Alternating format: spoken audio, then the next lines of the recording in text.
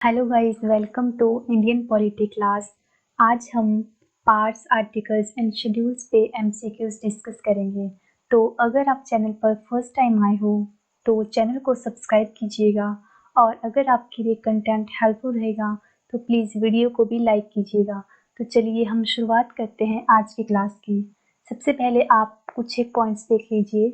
जैसे कि अगर हम इंडियन कॉन्स्टिट्यूशन की बात करें तो वो lengthiest constitution of the world है। और वो is the calligrapher of Indian constitution. तो आपको नाम याद रखना है, प्रेम Bihari Narayan Raizada.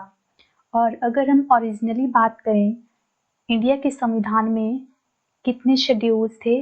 8 schedule, 22 parts and 395 articles. और अगर हम एट प्रेजेंट की बात करें तो शेड्यूल कितने हैं? 12 शेड्यूल्स, 25 पार्ट्स, और आर्टिकल्स की बात करें तो अप्रॉक्सीमेटली 448 आर्टिकल्स हैं। फर्स्ट क्वेश्चन है, which article of the Indian constitution provides for uniform civil code for the citizen? Uniform civil code के बारे में कौन से आर्टिकल में डिस्क्राइब किया गया है? ऑप्शंस है आर्टिकल 42, आर्टिकल 44, आर्टिकल 46 या फिर आर्टिकल 48। तो इसका राइट आंसर रहेगा गाइस आर्टिकल 44। नेक्स्ट क्वेश्चन है, which article of the constitution deals with the right to constitutional remedies? Important question है guys, right to constitutional remedies कौन से आर्टिकल के साथ डील करता है? ऑप्शंस है आर्टिकल 19, आर्टिकल 14 या आर्टिकल 21A या आर्टिकल 32। तो इसका राइट आंसर है गाइस आर्टिकल 32, जिसको कि heart and soul of the Indian constitution भी कहा जाता है, आर्टिकल 32 को। बाकी आप ये देख लीजिए कुछ बाकी आर्टिकल्स के बारे में भी। जैसे अगर हम राइट ऑफ फ्रीडम के बारे में बात करते हैं तो उनका मेंशन किया गया है आर्टिकल 19 से लेकर आर्टिकल 22 के अंडर। और अगर हम बात करें आर्टिकल 21A की, तो वो किस बारे में बताता है? Gives information about free and compulsory education to all children of age 6 to 14 years. और इसी तरह article 14 provides right to equality के बारे में बात करता है, आर्टिकल 14। ये तीनों ही पॉइंट्स इंपॉर्टेंट है, याद रखने हैं। नेक्स्ट क्वेश्चन है, which part of the Indian constitution deals with central state financial relation? Options है part 15, part 14, part 12 and part 10। तो इसका राइट आंसर रहेगा गाइस पार्ट 12। जो पार्ट 12 है वो बात करता है सेंट्रल एंड स्टेट के बीच में फाइनेंशियल रिलेशन के बारे में। ठीक है, नेक्स्ट आप ये भी देख लीजिए, अब जो पार्ट 15 है वो बताता है इलेक्शन कमीशन ऑफ इंडिया के बारे में। ये इम्पॉर्टेंट है, इसको अच्छे से याद रखना है। बाकी ये भी देख लीजिए, वैसे इतने इम्पॉर्टेंट नहीं है। नेक्स्ट क्वेश्चन पे आ जाइए, which article of the Indian constitution provides for the financial provision? Financial provision कौन से आर्टिकल के अंडर डिस्क्राइब किया गया है? ऑप्शन है आर्टिकल 352, 356, आर्टिकल 360 या आर्टिकल 361। तो इसका राइट आंसर रहेगा गाइस आर्टिकल 360। बाकी भी देख लीजिए, जो आर्टिकल 352 है, it mentions about the national emergency.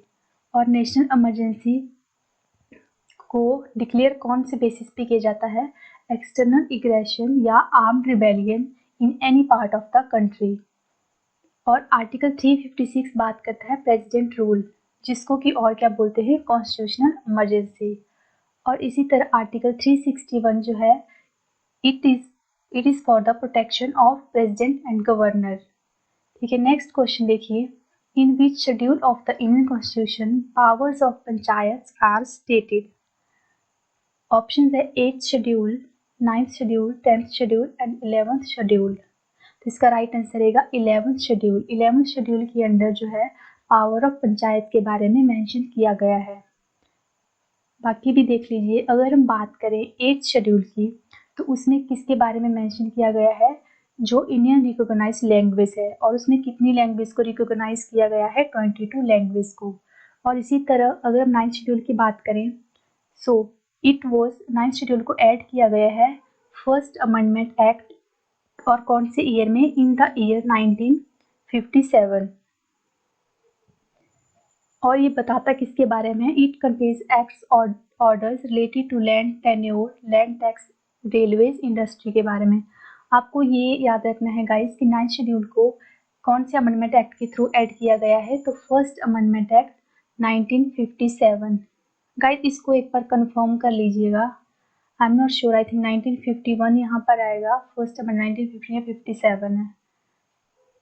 और अगर नेक्स्ट आ जाइए, जब हम 10th शेड्यूल की बात करें, it was added by the 52nd amendment act in the year 1985। And ये किसके बारे में बताता है? Disqualification of on the grounds of defection के बारे में बात करता है 10th शेड्यूल। नेक्स्ट क्वेश्चन है, which of the following articles of the Indian constitution deals with citizenship in India? Options है article 333 to 337, article 17 to 20, article 5 to 11 and article 1 to 4। Citizenship के साथ कौन से आर्टिकल्स डील करते हैं? तो इसका राइट आंसर रहेगा guys option C, that is article 5 to 11। It deals with the citizenship in India. Next question है, under which article the parliament provides financial assistance to state?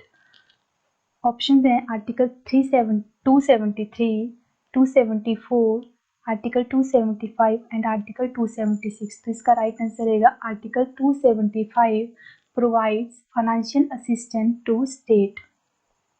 Next question है, which of the following schedules deals with the division of power between union and state? Option है 4th schedule, 6th schedule, 7th schedule and 9th schedule. तो इसका right answer रहेगा guys 7th schedule. जो 7th schedule है, it deals with the division of power between union and state. Next question है, under which article the president of India can be removed by the process of impeachment? आप सभी जानते होंगे कि अगर president को remove करना है तो उस प्रोसेस को बोला जाता है प्रोसेस ऑफ इम्पीचमेंट। तो पूछा जा रहा है कि वो कौन से आर्टिकल के अंडर डिफाइन किया गया है। इंपॉर्टेंट क्वेश्चन है। आपके ऑप्शंस हैं आर्टिकल 79, आर्टिकल 76, आर्टिकल 57 और फोर्थ ऑप्शन है आर्टिकल 61। सो इसका राइट आंसर रहेगा option D, that is article 61। Article 61 बात करता है impeachment process of the president के बारे में। बाकी भी देख लीजिए आप आर्टिकल जो इम्पॉर्टेंट है। अगर आर्टिकल 57 की बात करें, it tells about the eligibility of री इलेक्शन के बारे में। और article 76 deals with the attorney general of India. ये आर्टिकल 76 इम्पॉर्टेंट है, जो कि अटॉर्नी जनरल के साथ डील करता है। ये भी एग्जाम में पूछा जाता है। एंड आर्टिकल 79 टू अगर आर्टिकल 122 से बात करें तो ये डील करता है पार्लियामेंट से रेट। नेक्स्ट क्वेश्चन है, under which of the constitution provision the Supreme Court of India extends advice to the president of India? कौन से आर्टिकल के अंडर सुप्रीम कोर्ट जो है अपनी एडवाइस दे सकता है प्रेसिडेंट ऑफ इंडिया को? ऑप्शंस है आर्टिकल 141, आर्टिकल 142, 143 एंड आर्टिकल 144। तो इसका राइट आंसर रहेगा आर्टिकल 143। आर्टिकल 143 के अंदर सुप्रीम कोर्ट जो है एडवाइस दे सकता है प्रेसिडेंट को। इम्पॉर्टेंट है, याद रखना है। बाकी भी देख लीजिए आर्टिकल, ये तो हमने 143 कर लिया। Article 141 and 142, it gives so much power to the Supreme Court of India. The law declared by the Supreme Court shall be binding on all courts within the territory of India. Article 141 और 142 की अगर बात करें तो इसमें कहा गया है कि जो सुप्रीम कोर्ट का जो भी ऑर्डर होगा वो जितने भी हमारे हाई कोर्ट्स हैं या डिस्ट्रिक्ट कोर्ट हैं इंडिया में, उन सभी पे जो लॉ जो है एप्लीकेबल या ऑर्डर जो है एप्लीकेबल होगा। और अगर आर्टिकल 144 की बात करें, so it deals with the civil and judicial authorities to act in the territory of India in aid of the Supreme Court. ये इतना इंपॉर्टेंट नहीं है, आपको आर्टिकल 143 याद रखना है और article 141 and article 142। Next question है, under which article the parliament of India can legislate on any subject in the state list in national interest? Option है article 229, article 230, article 247 and article 249। तो इसका right answer रहेगा article 249। Next question है, under which article the parliament of India may constitute administrative tribunal? Option हैं article 323A, 323B, article 324 and article 325। तो इसका right answer रहेगा article 323A, that is option A is the right answer, जो कि बात करता है कॉन्स्टिट्यूशन ऑफ एडमिनिस्ट्रेटिव ट्रिब्यूनल के बारे में। इंपॉर्टेंट क्वेश्चन है गाइस ये भी। नेक्स्ट आ जाइए, which article of the Indian constitution is related with the protection of the interest of the minorities. Protection of interest of minorities के साथ कौन आर्टिकल डील करता है? Article 17, article 29, article 30 and article 31। तो इसका राइट आंसर रहेगा guys article 29, that is option B is the right answer. Next question है, which of the following schedules of Indian Constitution is related with the allotment of seats in Rajya Sabha। allotment of seats in राज्य सभा के साथ कौन सा schedule जो है deal करता है? Third schedule, fourth schedule, fifth and sixth schedule. तो इसका राइट आंसर रहेगा guys fourth schedule deals with the allotment of seats in राज्य सभा। नेक्स्ट क्वेश्चन है, the provision for constitution of legislature in states is enshrined in which articles of the Indian Constitution? Options हैं article 168, article 174, article 197 and article 153। तो इसका right answer रहेगा article 168। बाकी भी आप देख लीजिए, आपको एक इम्पॉर्टेंट पॉइंट याद रखना है, कई बार एग्जाम में पूछा जाता है एक्चुअली कि कौन सी ऐसी स्टेट्स हैं जो बाई कैमरल हैं। तो आपको ये स्टेट्स याद रखनी है, जैसे बिहार, मध्य प्रदेश, महाराष्ट्र, कर्नाटका एंड उत्तर प्रदेश। ये इम्पॉर्टेंट है, इनको कॉपी पे नोट डाउन कर लीजिएगा, ठीक है। नेक्स्ट क्वेश्चन देखिए, which article of the constitution allows the centre to form new state? कौन से आर्टिकल के अंडर सेंटर जो है किसी एक नई राज्य का गठन कर सकती है? ऑप्शन है आर्टिकल 3, आर्टिकल 4, 5 एंड आर्टिकल 6। तो इसका राइट आंसर रहेगा गाइस आर्टिकल 3 के अंडर जो है किसी भी नई स्टेट का फॉर्मेशन किया जाता है सेंटर के द्वारा। नेक्स्ट क्वेश्चन है, the provision of the sixth schedule may not apply in which one of the following state? जो सिक्स्थ शेड्यूल है वो नीचे दिए हुए ऑप्शंस में से कौन सी स्टेट में एप्लीकेबल नहीं होता? ऑप्शन है मेघालय, त्रिपुरा, मिजोरम एंड गोवा। तो इसका राइट आंसर रहेगा गाइस गोवा। आगे देख लीजिए, आप इस तरह के क्वेश्चन को गाइस तभी कर पाओगे अगर आपको पता होगा कि सिक्स शेड्यूल के अंदर कौन कौन सी स्टेट्स आती हैं।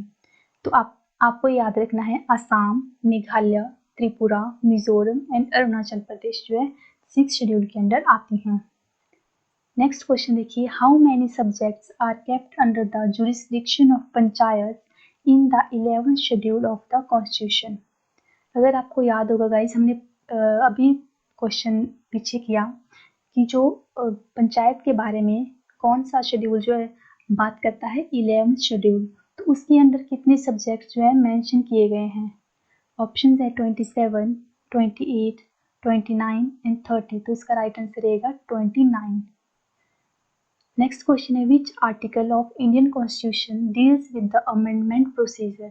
अमेंडमेंट प्रोसीजर के साथ कौन आर्टिकल डील करता है? तो ऑप्शन है आर्टिकल 268, 352, 356 और आर्टिकल 368। तो इसका राइट आंसर रहेगा guys article 368 deals with the amendment of the Indian constitution. Next question है, in which part of the Indian constitution legislative relation between centre and state is given? Option है part 10, 11, part 12 and part 13। तो इसका right answer रहेगा guys part 11। Next question है, which article provides that any law passed in violation of fundamental rights is void to the extent of such violation?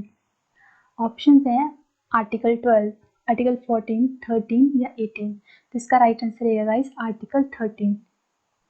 Next question है, article 249 of the Indian constitution is associated with the function of? पूछा जा रहा है कि article 249 किसके बारे में हमें इंफॉर्मेशन किसके साथ डील करता है? ऑप्शन है the concurrent list, the state list, the president और द यूनियन लिस्ट। तो इसका राइट आंसर रहेगा स्टेट लिस्ट।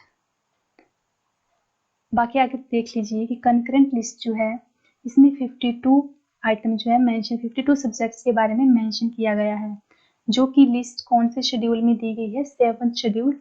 और कंकरेंट लिस्ट के साथ कौन सा आर्टिकल डील्स करता है? आर्टिकल 246। अगर स्टेट की लिस्ट की बात करें तो आर्टिकल 249, अगर कंकरेंट लिस्ट की बात करें तो आर्टिकल 246 याद रखना है। नेक्स्ट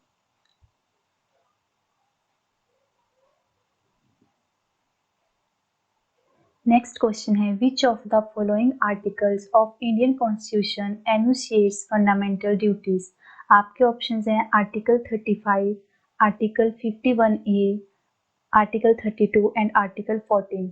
तो इसका राइट आंसर रहेगा guys option B, that is article 51A। Next question है the term state has been defined in which of the following articles of Indian constitution. अगर हम बात करें स्टेट की तो वो कौन से आर्टिकल के अंडर उसको डिफाइन किया गया है। आपके ऑप्शंस हैं article 1, article 8, article 10 and article 12। तो इसका राइट आंसर रहेगा गाइस आर्टिकल 10। और अगर हम बात करें टर्म यूनियन की तो वो कौन से आर्टिकल के अंडर डिफाइन है, आर्टिकल 1। नेक्स्ट क्वेश्चन है under which article of Indian constitution a high court can issue writs to protect the fundamental rights. High court कौन से आर्टिकल के अंडर रिट्स को इशू करता है फंडामेंटल राइट्स को प्रोटेक्ट करने के लिए। तो ऑप्शन है आर्टिकल 15, आर्टिकल 32, 35 एंड आर्टिकल 226। तो इसका राइट आंसर रहेगा option D, that is article 226 के अंडर जो है हाई कोर्ट इशू करता है रिट्स को। नेक्स्ट क्वेश्चन है which of the following articles of constitution empowers the governor to issue ordinance during recess of the state legislature. Question बात कर रहा है कि कौन से आर्टिकल एम्पावर करता है गवर्नर को to issue the ordinance. Options हैं article 210, article 211, article 213 and article 214।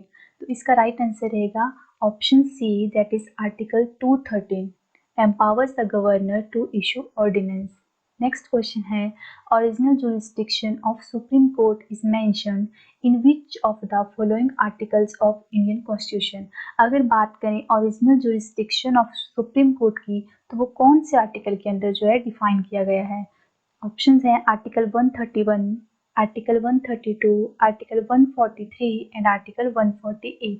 तो इसका राइट आंसर रहेगा option A, that is article 131A। बाकी भी देख लीजिए अगर हम बात करें ओरिजिनल जुरिस्डिक्शन की तो वो आएगा आर्टिकल 131 के अंडर। और सेम अगर बात करें एपिलेट जुरिस्डिक्शन की तो उसको डिफाइन किया गया है आर्टिकल 132 के अंडर। दोनों ही इम्पॉर्टेंट है, आपको याद होने चाहिए। नेक्स्ट क्वेश्चन है which article of the Indian constitution empowers parliament to legislate on a subject of the state list. Option है article 115, article 116, article 226 and article 249। तो इसका राइट आंसर रहेगा आर्टिकल 249।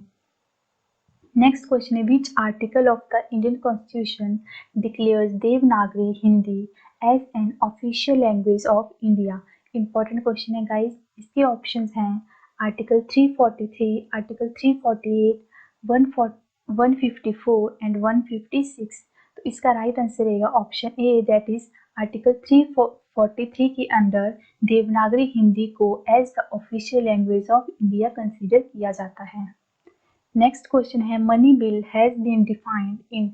मनी बिल को कौन से आर्टिकल में define किया गया है।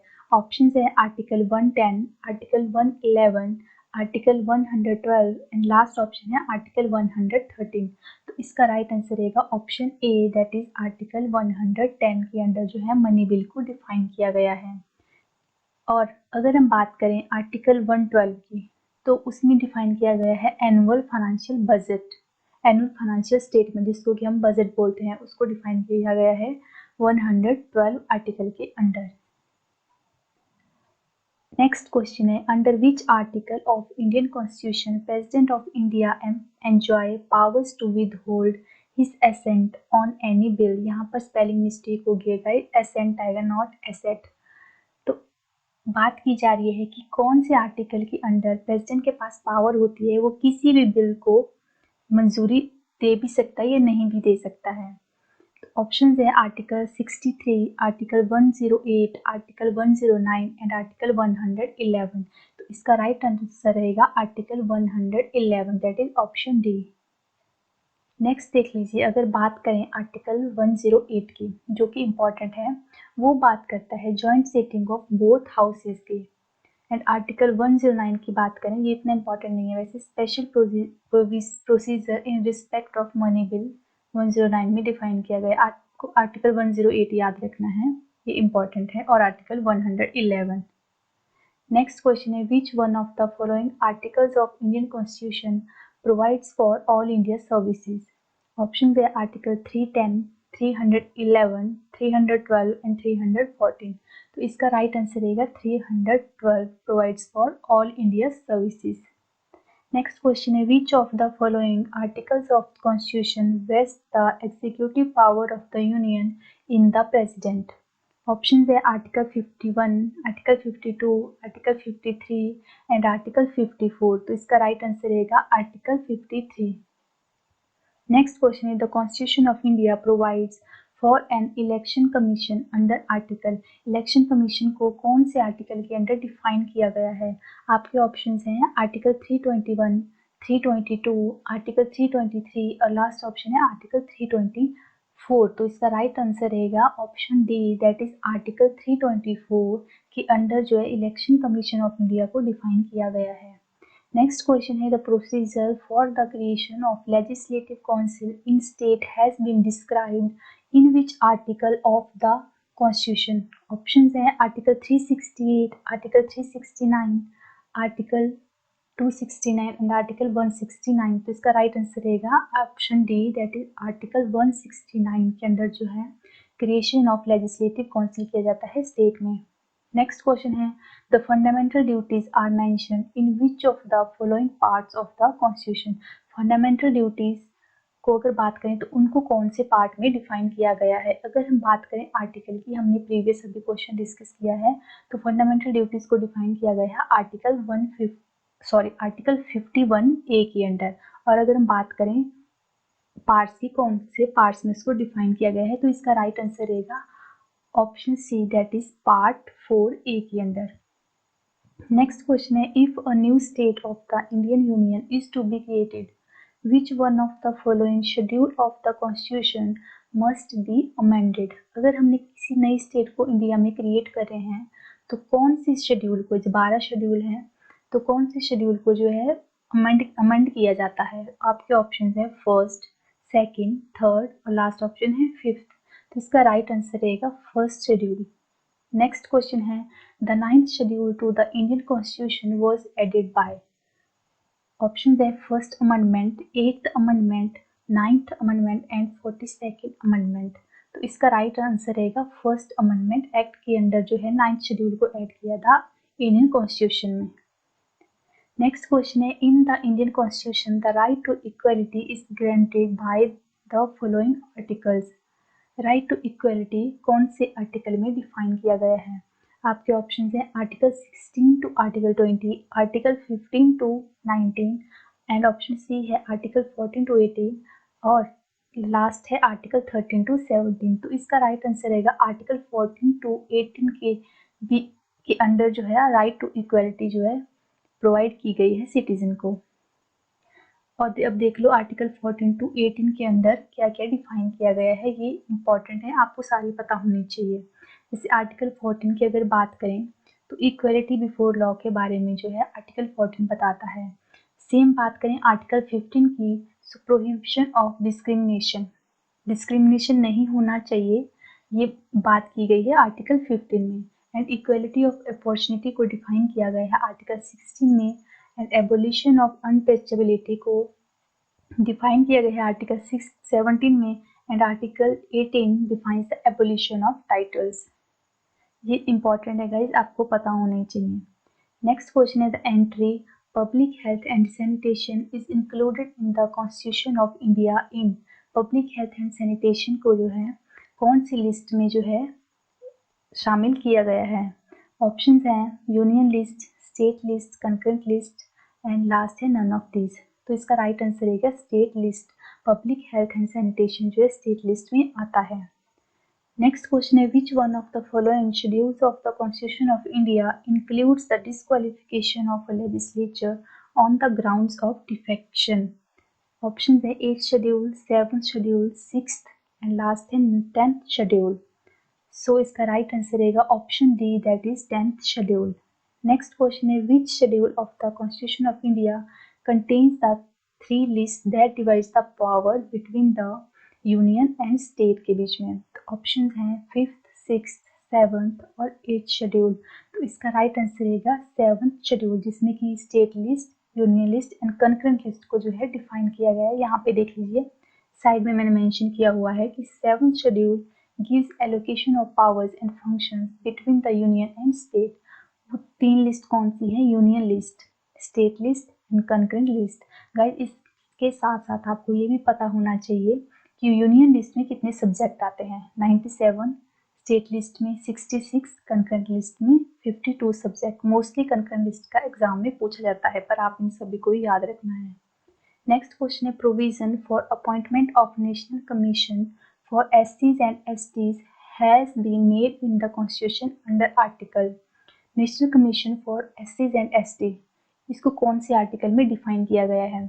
ऑप्शंस हैं article 338 and 338A, second option है 337, थर्ड है 334 एंड लास्ट आंसर रहेगा option A, that is article 338 and 338A provides the provision for appointment of National Commission for SCs and ST. Next question is the appointment of a governor in a state is made as per the provision in the constitution under article। Governor की appointment कौन से article में जो है define की गई है? Option हैं 153, 154, 155 एंड 156। तो इसका राइट आंसर रहेगा option C, that is 155। Next question है which of the following articles can not be suspended during the national emergency. बहुत इंपॉर्टेंट क्वेश्चन है गाइस, और मैक्सिमम टाइम जो है क्वेश्चन पेपर में रिपीट होता है। इसके ऑप्शंस हैं article 14 and 15, article 19 and 20, article 20, 21 and 22, last है आर्टिकल 20 एंड 21। तो इसका राइट आंसर रहेगा option D, that is article and article 21 can not be suspended during the national emergency. Next question है under article 72 of the constitution of India president has the power to grant. Option है pardons, reprieves, despite, remission and commutation. तो इसका right answer रहेगा guys option D, that is all are correct. That means the president has the power to grant pardons also, reprieves, respite and remission and commutation. Next question है which article of the constitution laid down that state shall take step to organize village पंचायत। Organization of village panchayat की बात कौन से article में की गई है? हमने शायद ये क्वेश्चन प्रीवियस कहीं पे डिस्कस कर चुके हैं हम। तो इसके ऑप्शन हैं article 36, article 73, article 24 and article 40। तो इसका राइट आंसर रहेगा option D, that is article 40। और अगर हम बात करें आर्टिकल 36 की, तो उसमें डिफाइन किया गया है DPSP, that is directive principles of state policies के बारे में। और आर्टिकल 24 भी इम्पॉर्टेंट है, it defines prohibition of employment of children in factories. Important है दोनों ही, आपको याद रखने हैं। नेक्स्ट क्वेश्चन है the mind of the makers of the constitution of India is reflected in which of the following. तो ऑप्शन है the preamble, the fundamental rights, option third है the directive principles of state policy, fourth है the fundamental duties. तो इसका right answer रहेगा option A, the preamble. Preamble reflects the mind makers of the Constitution of India. Next question is who among the following called the preamble of Indian Constitution the horoscope of one sovereign, democratic and republic? Options है जवाहरलाल नेहरू, वल्लभ भाई Patel, B.R. Ambedkar and K.M. Munshi. तो इसका right answer रहेगा K.M. Munshi. Next question है which is not specially mentioned in Article 19 of the Constitution। Article 19 के अंदर कौन सी freedom को जो है मेंशन नहीं किया गया है? तो इसके ऑप्शंस हैं, फर्स्ट ऑप्शन है freedom of speech and expression, freedom to assemble peacefully without arms, freedom to move freely and fourth है फ्रीडम टू द प्रेस। तो इसका राइट आंसर रहेगा freedom to the press is not mentioned in article 19 of the constitution. तो guys ये question इसी के साथ arts article and schedules पे जितने भी इम्पोर्टेंट 1 क्वेश्चन बनते थे वो सभी हम कर चुके हैं। और ये लास्ट क्वेश्चन आपके लिए है जिसका आंसर आपको कमेंट बॉक्स में बताना है। ये क्वेश्चन है which article of the Indian constitution is related with the protection of the interest of the minorities. तो अगर आपने लेक्चर को अच्छे से अटेंड किया होगा तो आप इसका आंसर इजीली कर पाओगे। तो गाइस इसी के साथ आज की क्लास को एंड अप करते हैं। तो अगर आपके लिए ये कंटेंट हेल्पफुल रहा होगा तो प्लीज़ वीडियो को लाइक करके ज़रूर जाइएगा। तो मिलते हैं नई वीडियो में कुछ नए क्वेश्चंस के साथ। तब तक के लिए बाय बाय, टेक केयर।